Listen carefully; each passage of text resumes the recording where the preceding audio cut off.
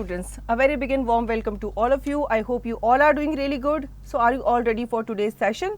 Yes, so let's start our today's chapter, which is chemical effects of electric current.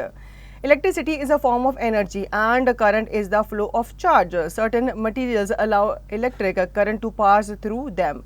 Conductors and certain materials, insulators, do not allow electricity to pass through them. Metals are good conductor of electric current and non-metal are poor conductors of electricity.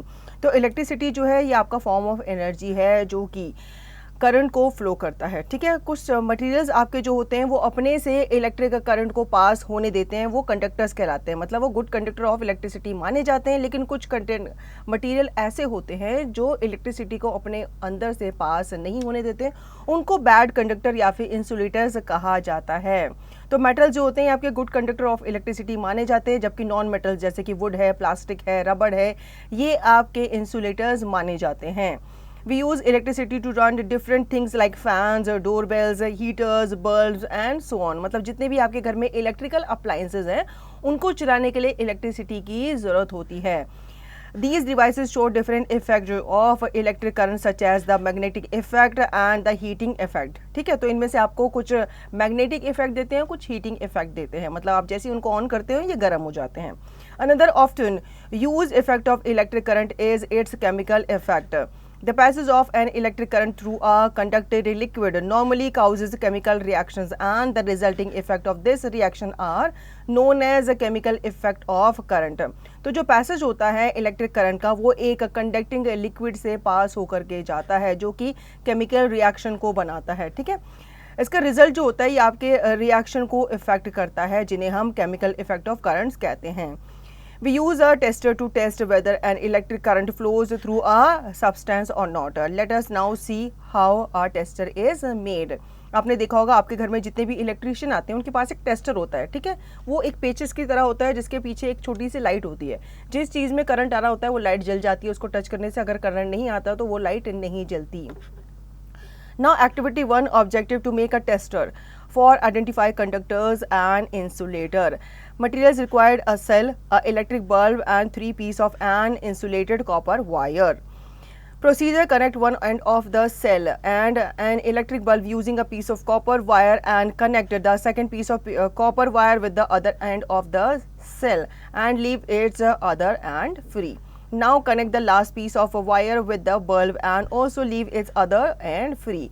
Now observe it. Observation: the bulb starts glowing as two free ends of the wires are touched. Now your tester is ready to use a different substance for testing by connecting them between the two free ends of wire. Inference: if the bulb glows, the substance is a conductor of electricity, else it is an insulator. तो यहाँ पे आपको पूरा procedure जो है वो बताया गया है कि कैसे आप एक टेस्टर जो है बना सकते हैं और आप आइडेंटिफाई कर सकते हैं कौन से आपके मटेरियल कंडक्टर हैं इलेक्ट्रिसिटी के और इंसुलेटर हैं, ठीक है। आपको ये सब चीज़ें चाहिए, फिर आपको क्या करना है, कनेक्ट करना है one end of the cell and आपको एक इलेक्ट्रिक बल्ब जो है उसको भी कनेक्ट करना है using a piece of copper wire. Then आपको second piece of copper wire जो है कनेक्ट करना है with the another end of the cell और उसको आपको ऐसे ही छोड़ देना है फ्री। देन आपको कनेक्ट करना है last piece of wire with the bulb and आपको उसको वैसे ही छोड़ देना है। फिर आपको ऑब्जर्व करना है, तो आपका जो बल्ब है वो स्टार्ट करेगा ग्लोइंग अगर आपके 2 फ्री एंड जो है ऑफ द वायर वो टच होंगे तो। Now condition through liquids. Acids, bases and salts are 3 constituent of most liquid that conduct electricity. Now we are going to learn whether liquids conduct electricity or not. How does electric current flow through them and the chemical effects of electric current? Let us find out. You can use the same tester we made in the previous activity to check the conductivity of different liquids.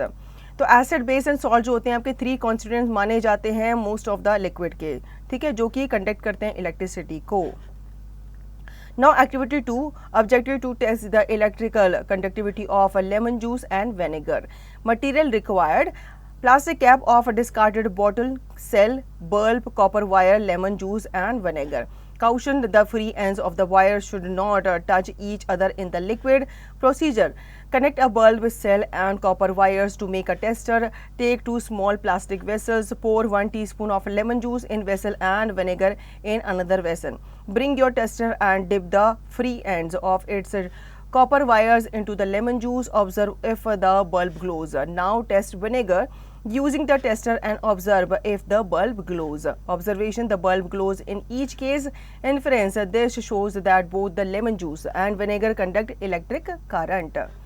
तो यहाँ पे activity हम कर लेते हैं, ये सब चीज़ें आपको चाहिए होगी। उसके बाद प्रोसीजर आप स्टार्ट करेंगे। आपको बल्ब को कनेक्ट करना है सेल के साथ एंड कॉपर वायर्स को आपको कनेक्ट करना है एक टेस्टर बनाने के लिए। फिर आपको 2 प्लास्टिक वेसल्स चाहिए होंगे, ठीक है। एक में आप पोर करेंगे teaspoon of lemon juice and दूसरे में आप विनेगर, जो सिरका होता है वो आप डालेंगे। उसके बाद आप टेस्टर को लेकर के आएंगे और उसको डिप करेंगे free end of its copper wire into lemon juice, मतलब आप लेमन जूस में डालेंगे। फिर आप ऑब्जर्व करेंगे आपका बल्ब जो है वो ग्लो करेगा। अब आपको टेस्टर जो है वो विनेगर में डालना है और फिर आप देखेंगे कि आपका बल्ब जो है वो अगेन क्या करेगा, ग्लो करेगा। तो आपका बल्ब जो है वो दोनों केस में ही ग्लो कर रहा है। It means lemon juice and vinegar जो है ये आपके इलेक्ट्रिक करंट को पास होने देते हैं, उसके अच्छे कंडक्टर माने जाते हैं।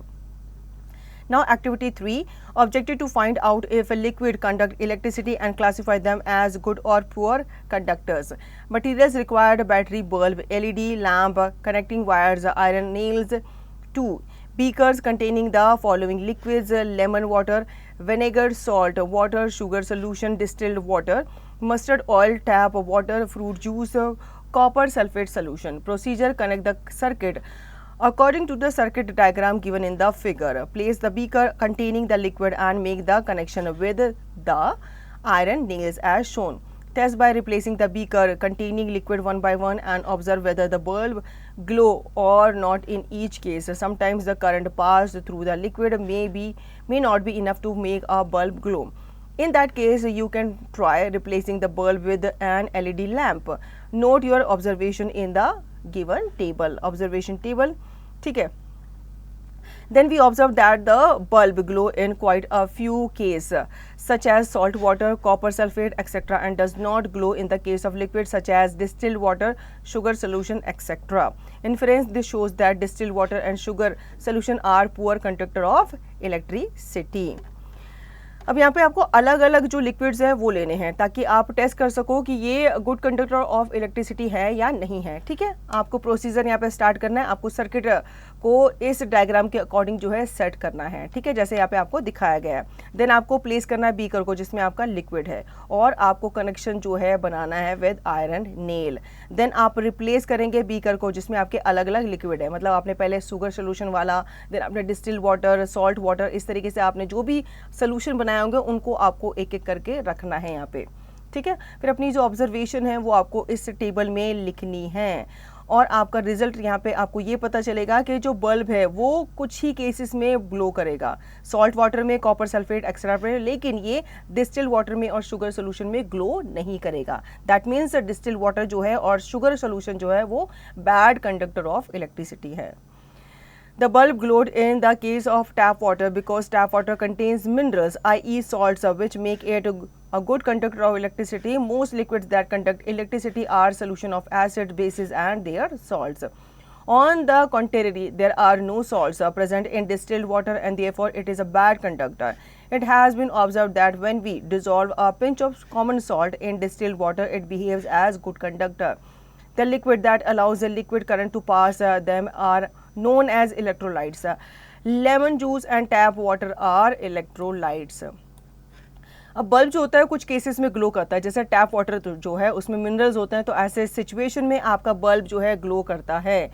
ऑन कॉन्ट्रेरी बेसिस आपका अगर कोई सॉल्ट प्रेजेंट नहीं होता डिस्टिल्ड वाटर में तो ये आपका बैड कंडक्टर माना जाता है, ठीक है। अगर आप उसमें एक pinch of common salt add कर देते हो तो वो एक गुड कंडक्टर की तरह बिहेव करता है। Now LED stands for light emitting diodes. LED can be used in place of electric bulbs. In a tester, LED glows even if a small current flows through it. Hence, we use LED in place of a bulb. An LED is enclosed in a glass housing with 2 wires called lead coming out. One lead is slightly longer than another. The shorter lead is always connected to the negative terminal of the battery and the longer lead is connected to the positive terminal of the battery, it must be ensured that the free ends of LED do not touch each other.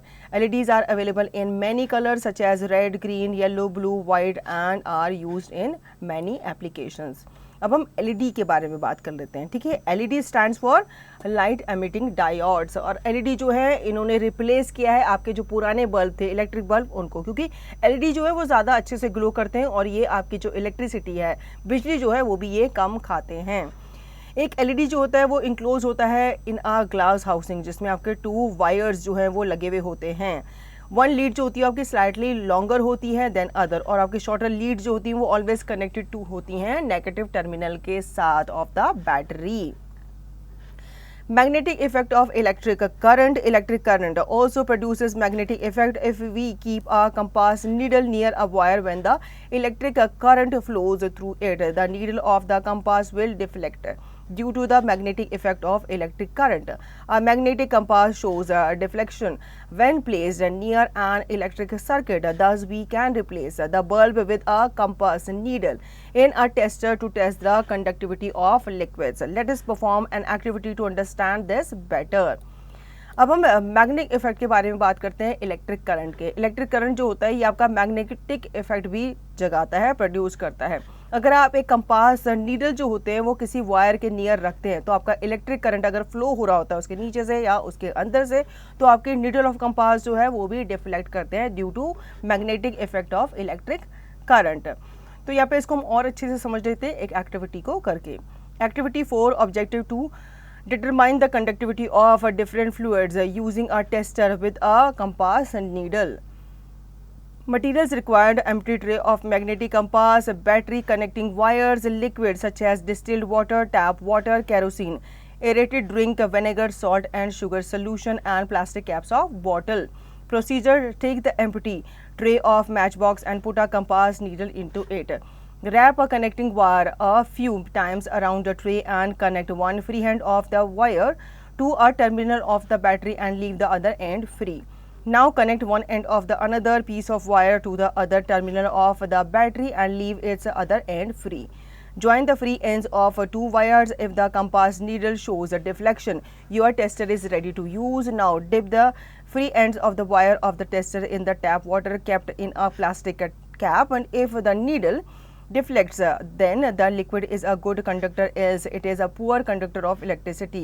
Perform the same with other liquids. After testing each liquid, wash and dry the ends of the tester. Observe the deflection of needle and note your observations in the following table. Observation table आपको यहाँ पे दिया गया है. Inference: it proves that conductivity of a liquid can be tested through the magnetic effect of current. तो इस activity को हम समझ लेते हैं, ठीक है. आपको सबसे पहले ये मटेरियल्स चाहिए होंगे इस एक्टिविटी को करने के लिए, परफॉर्म करने के लिए. देन आप प्रोसीजर स्टार्ट करेंगे. आपको एम्प्टी ट्रे लेनी है, ठीक है, मैच बॉक्स की, और उसमें आपको कंपास निडल जो है रखनी है. देन आपको रैप करना है कनेक्टिंग वायर को few times around the tray. उसके बाद आपको उसका फ्री हैंड जो है उसको कनेक्ट करना है वायर का टू द टर्मिनल, ठीक है. देन इसके बाद आप कनेक्ट करेंगे one end of the another piece of wire और उसको आप दूसरे बैटरी ऑफ टर्मिनल से जोड़ देंगे. देन आपको फ्री एंड्स को ज्वाइन करना है विद 2 वायर्स. अगर आपका कंपास नीडल जो है वो एक डिफ्लेक्शन शो करता है, it means your tester is ready to use. अब आपको फ्री एंड्स को डिप करना है of the wires of the tester in a tap water, मतलब जो पानी होता है टैप का नल का, उसमें आपको उसको टैप करना है जो कि आप प्लास्टिक कैप में रखेंगे. देन आपकी नीडल्स जो हैं वो अगर डिफ्लेक्ट करती हैं, इट मीन्स आपका जो लिक्विड है वो गुड कंडक्टर माना जाएगा, अदरवाइज वो बैड कंडक्टर माना जाएगा. तो जो भी आप एक्टिविटी यहाँ पे करेंगे उसको आप इस टेबल में ज़रूर मेंशन करेंगे. Activity 5 objective to demonstrate that electrolytes are the solution of acids, bases and salts. Materials required: 4 plastic caps, distilled water, hydraulic acid, caustic soda, sodium chloride. Procedure: take 3 clean plastic caps and fill them half with distilled water. Now add a few drops of an acid such as lemon juice or hydrochloric acid in the first bottle cap. Add a few drops of a base such as caustic soda in a second bottle cap and add a little salt and sugar in the third and fourth bottle cap respectively and dissolve it. Now use your tester to find whether the solutions are conducting electricity or not. Observation: the solutions except sugar solution act as conducting solutions. Inference: electrolytes are the solution of acid, base and salts. एक और activity हम करेंगे ये demonstrate करने के लिए कि electrolytes जो हैं ये आपके solution of acid, base and salt माने जाते हैं। ठीक है, ये मटेरियल्स लेकर के आपको प्रोसीजर स्टार्ट करना है। आपको 3 क्लीन प्लास्टिक कैप्स लेने हैं और उनको आपको आधा जो है पानी से भर देना है।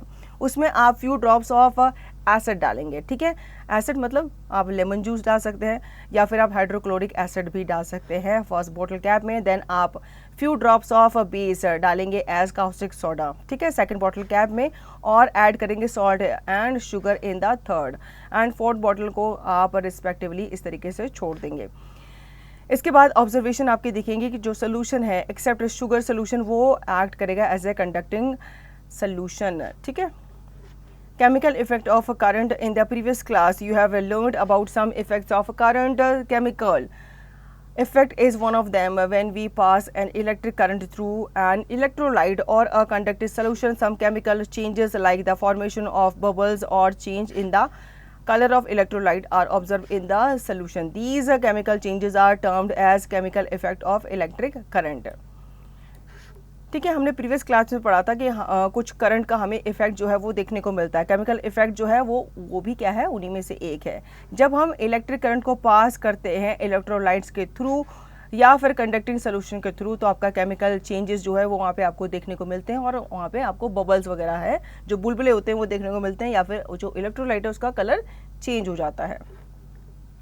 Now activity 6, objective: to observe the chemical effect of electric current. Materials required: iron nails, sandpaper, copper wires, battery, water and lemon juice or common salt. Procedure: take some water in a beaker and add a few drops of lemon juice to it. Take 2 iron nails of equal length, clean them with a sandpaper, wrap copper wire around them. Now connect the free ends of the wires to the terminal of a battery.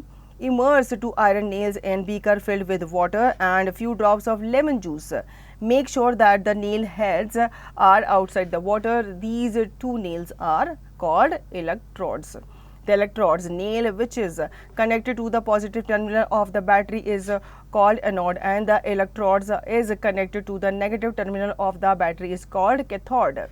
Now wait for 5 minutes and then observe the electrodes carefully. Observation: tiny bubbles of gas appears near the electrodes. Thus, this is a change in the electrolytes solution. Inference: this change is considered as a chemical change. The passage of a electric current through an electrolyte causes a chemical reaction, and the resulting effects of this reaction are known as the chemical effect of electric current.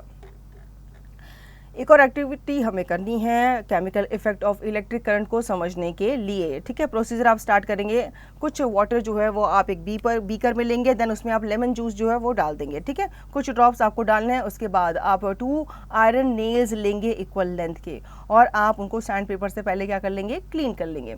Then आप copper wire को wrap करेंगे around then. उसके बाद आप connect करेंगे free end of the wire to the 2 terminal of the battery. इसके बाद 2 iron nails जो हैं वो इमर्स होना शुरू हो जाएंगे जो आपने वाटर में डाल दिए थे। देन अगेन आप क्या करेंगे, लेमन जूस इसमें ऐड कर देंगे। ठीक है, इलेक्ट्रोड जो है, नेल्स जो हैं वो आपके कनेक्टेड हो जाएंगे पॉजिटिव टर्मिनल के साथ ऑफ द बैटरी, जो कि एनोड बनाएंगे या कहलाएंगे, एंड आपका इलेक्ट्रोड जो है वो कनेक्ट हो जाएंगे to the negative terminal of the battery, जो कि कैथोड कहलाएंगे।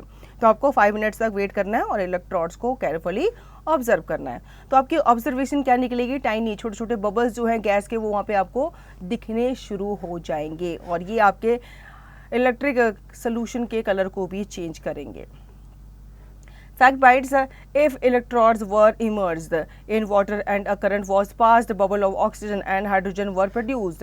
In this process, oxygen bubbles were formed on the anode, whereas hydrogen bubbles were formed on the cathode. तो आपके जो इलेक्ट्रोड्स होते हैं अगर वो वाटर के साथ इमर्स होते हैं तो वो इलेक्ट्रिक करंट पास करते हैं और वहाँ पे बबल्स जो है ऑक्सीजन एंड हाइड्रोजन के बनते हैं। इस प्रोसेस में ऑक्सीजन बबल्स जो हैं वो बनते हैं on the anode, whereas hydrogen bubbles जो बनते हैं वो आपके कैथोड में बनते हैं। Following changes may be seen as a result of chemical reaction produced by the electric current. Formation of gas bubbles may be seen on the electrodes. Deposits of metal may be seen on the electrodes. A change in color of electrolyte solution may be seen. तो ये सारे आपके following changes जो होते हैं वो आपको देखने को मिल सकते हैं अगर आपके केमिकल रिएक्शन होते हैं इलेक्ट्रिक करंट में. ना electrolysis, the process of decomposition of an electrolyte solution into ions on passing an electric current through it is called electrolysis. Electrolysis is the chemical effect produced by the electric current. Electrolysis is carried out in a glass vessel containing an anode, a cathode, a source of current and an electrolyte. This arrangement is called an electrolyte cell or voltmeter. The electrolyte cell converts electrical energy into chemical energy. Voltmeter is the vessel used to carry out the electrolysis, whereas a voltmeter is a device that measures the voltage. Current decomposes the solution into negative and positive ions. An ion is an atom or a molecule with an electric charge formed by losing or gaining one or more electrons, and negative ions are formed by gaining electrons and positive ions are formed by losing electron. Positive ions collect at the negative electrode called the cathode and negative ions collect at the positive electrode called the anode. Electrolysis एक process होता है, इसके बारे में हम जान लेते हैं, जिसमें आपका जो इलेक्ट्रोलिक सोल्यूशन होता है उसका डिकम्पोजिशन माना जाता है इनटू आयन जब उसको इलेक्ट्रिक करंट से पास किया जाता है. इलेक्ट्रोलिसिस जो है ये आपका केमिकल इफेक्ट है जो कि इलेक्ट्रिक करंट के पास होने पर या प्रोड्यूस होने पे आता है. इलेक्ट्रोलिसिस जो है ये आपका कैरिड किया जाता है into glass vessel containing N anode. Cathode जो होता है ये आपका सोर्स ऑफ करंट माना जाता है इलेक्ट्रोलाइट का. ये जो आपका अरेंजमेंट होता है इसको इलेक्ट्रिक सेल या फिर वोल्टामीटर कहा जाता है, जिसमें इलेक्ट्रिक सेल जो है ये आपके इलेक्ट्रिक एनर्जी को केमिकल एनर्जी में कन्वर्ट करते हैं. Application of electrolysis. Various application of electrolysis are as follows. Purification of metals. The method of purification of metals by the process of electrolysis is called electrofining. i.e. electrolysis is used to purify metals like copper, gold and silver. आपने देखा भी होगा जब आप copper gold वगैरह को polish करने के लिए लेके जाते हैं तो उनको इलेक्ट्रोलिसिस एक सोल्यूशन में डाला जाता है, उनको भिगोया जाता है, जिससे क्या होता है उनको प्यूरिफाई किया जाता है, उनको उनकी पुरानी फॉर्म में जो उनकी अच्छी नई फॉर्म है उसमें लाया जाता है. Extraction of metals. Metals like aluminium, sodium, calcium and magnesium are extracted from the ores by the process of electrolysis. इस प्रोसेस के द्वारा आपके मैग्नीशियम, कैल्शियम, सोडियम, एल्यूमिनियम को एक्सट्रैक्ट किया जाता है ओर से. Electroplating. It is one of the most common application of electrolysis. It is a process in which a layer of one metal is coated with another metal by electrolysis. Electroplating is done to make articles look attractive and protect them from corrosion. कुछ आपके जैसे जंग लगने वाले जितने भी metals होते हैं, आयरन हो गया, तो उनके ऊपर एक प्लेटिंग की जाती है जिसको इलेक्ट्रोप्लेटिंग कहते हैं ताकि ये जंग लगने से इनको बचाया जा सके. Now what is electroplating? ये भी हम जान लेते हैं. This process of depositing a thin layer of one metal on another metal by passing electric current through the metal. You might have seen imitation jewelry that look as shiny as gold. In imitation jewelries, a thin layer of gold is added on less precious metals such as silver or brass, etc. Similarly, some machines, parts, handlebars, chains, etc. appear very shiny. This happens because a metal such as chromium or nickel is coated on metal such as iron to give the shiny appearance. This process of coating is done using the chemical effect of electric current called electroplating. The process of electroplating where a layer of zinc is added to metal articles is called galvanization. It also helps in preventing iron from rusting. तो ये जो process होता है जिसमें एक thin layer जो है वो मेटल्स के ऊपर चढ़ाई जाती है ताकि वो शाइनी लगे. जैसे आपने देखा होगा बहुत सारे आपके मेटल्स होते हैं, कॉपर वगैरह हो गया, ब्रास वगैरह हो गया, इनके ऊपर सिल्वर की और किस चीज़ की कोटिंग की जाती है, गोल्ड की कोटिंग की जाती है ताकि ये गोल्ड की तरह दिखे. होते ये आर्टिफिशियल है लेकिन आपको लुक ऐसा देते हैं कि ये ओरिजिनल होते हैं. इसी तरीके से कुछ आपके यूटेंसिल्स वगैरह होते हैं जिनको इलेक्ट्रोप्लेटिंग के थ्रू इनको क्या किया जाता है, इनके ऊपर लेयर लगाई जाती है ताकि इनके अंदर जो आयरन है वो जंग लगने से, रस्टिंग से बच सके. Activity 7. Objective electroplating of zinc on an iron strip. Materials required: zinc sulfate solution, zinc strip, iron strip, connecting wire, battery and beaker. Procedure: take zinc sulfate solution in a beaker and connect a zinc strip act as anode to the positive terminal of a battery using connecting wires. Similarly, connect the iron strip object to electroplated to the negative terminal act as the cathode of the battery. Now dip the two strips in the white zinc sulfate solution and allow the electric current to flow for 20 minutes. Observation: a layer of zinc is deposited on the iron strip. Inference: zinc from the anode is electroplated on the iron strip cathode. This process of depositing a layer of zinc metal on iron objects is called galvanization. तो एक activity हमें करनी है, ठीक है, यहाँ पे आपको इलेक्ट्रोप्लेटिंग करनी है जिंक की ऑन एन आयरन स्ट्रिप. इसके लिए आपको ये सब चीज़ें चाहिए होंगी. देन आप जिंक सल्फेट सोल्यूशन को लेंगे एक बीकर में, ठीक है, और उसे कनेक्ट करेंगे जिंक स्ट्रिप को act as anode to the positive terminal, ठीक है. इसी तरीके से सिमिलरली आप आयरन स्ट्रिप को लेंगे और इसे कैथोड में आप क्या कर देंगे, बैटरी में उसे लगा देंगे, कनेक्ट कर देंगे. देन आपको टू स्ट्रिप्स को उस वाइट जिंक सल्फेट में क्या करना है, डिप करना है और उसको 20 मिनट्स तक रहने देना है. तो लेयर जो है आपकी जिंक की वो आपकी आयरन स्ट्रिप में क्या हो जाएगी, डिपॉजिट हो जाएगी और आपका जो जिंक है फ्रॉम द एनोड वो इलेक्ट्रोप्लेटेड हो जाएगा ऑन द आयरन स्ट्रिप, जिसको हम कैथोड कहते हैं. Now application of electroplating. Some important application of electroplating are as follows. Iron is electroplated with zinc to protect it from corrosion and prevent rust formation. Tin cans used for storing food are made by electroplating tin on iron. This is done because iron reacts with food and the food gets spoiled. Iron is used in automobiles and bridges to provide strength, but it rusts easily in the presence of air and moisture. So zinc is plated on it, iron to protect it from rust. Electroplating with zinc is called galvanization. Jewelers electroplate silver and gold on cheaper metals to make them more attractive. A thin layer of gold is deposited over silver or other metals in ornaments. The layer of metal deposit as some deposit desired property which the original metal lacks. The shiny appearance of handle and rim of cycle is also due to electroplating. If you scratch it, you will see another metal beneath it. The same method can be used for silver plating, nickel plating, chromium plating, zinc plating etcetera. तो यहाँ पे electroplating कैसे की जाती है उसके application को जान लेते हैं. आयरन जो है उसको इलेक्ट्रोप्लेट किया जाता है जिंक से, ठीक है. जिंक उसको क्या करता है, प्रोटेक्ट करता है, उसको जंग लगने से बचाता है. जो टिन कैन है उनको यूज़ किया जाता है फूड को स्टोर करने के लिए, ठीक है, और ये भी आपके इलेक्ट्रोप्लेटिंग से ही बनाए जाते हैं क्योंकि टिन जो होता है वो आपके फूड के साथ रिएक्ट नहीं करना चाहिए. आयरन के साथ अगर आपको इसको रखोगे तो वो जल्दी रिएक्ट कर जाएगा. आयरन जो है ये आपके ऑटोमोबाइल्स में यूज़ किए जाते हैं, ब्रिजेस वगैरह में यूज़ किए जाते हैं ताकि उसको स्ट्रेंथ जो है दी जा सके. लेकिन ये इजीली क्या हो जाते हैं, जंग लग जाते हैं क्योंकि इनमें एयर और मॉइस्चर जो है अगर इनके टच में आ जाता है. तो इसमें भी आपके इलेक्ट्रोप्लेटिंग जो है वो ज़रूरी होती है जो कि गैल्वेनाइजेशन के द्वारा की जाती है. आपके जितने भी ज्वेलर्स होते हैं वो नकली ज्वेलरी बनाते हैं क्योंकि वो एक मेटल के ऊपर जो सोने की और चांदी की परत जो है वो लगा देते हैं, उनको अच्छे से पॉलिश कर देते हैं ताकि वो अट्रैक्टिव लगे. एक थिन लेयर ऑफ गोल्ड जो है वो आपके डिपॉजिट की जाती है ओवर सिल्वर और दूसरे मेटल के साथ, और आपकी जो लेयर होती है मेटल की वो डिपॉजिट की जाती है जिसके सम डिज़ायर्ड प्रॉपर्टीज़ होती हैं और ये ओरिजिनल मेटल की तरह लगता है. शाइनी अपीयरेंस जो होती हैं वो आपके रिम ऑफ साइकिल्स वगैरह में लगती हैं ताकि ये इलेक्ट्रोप्लेटिंग को और अच्छे से इन्हेंस कर सके.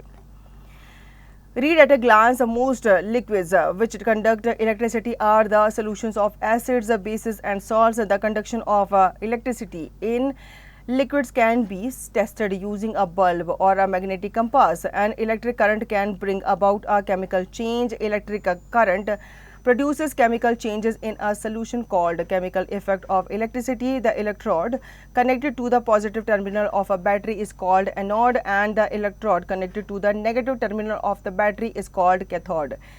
Chemical changes of electricity depends on the nature of a solution and electrodes. Chemical changes of electricity include formation of gas bubbles, change in the color of solution and deposition of substances on the electrode.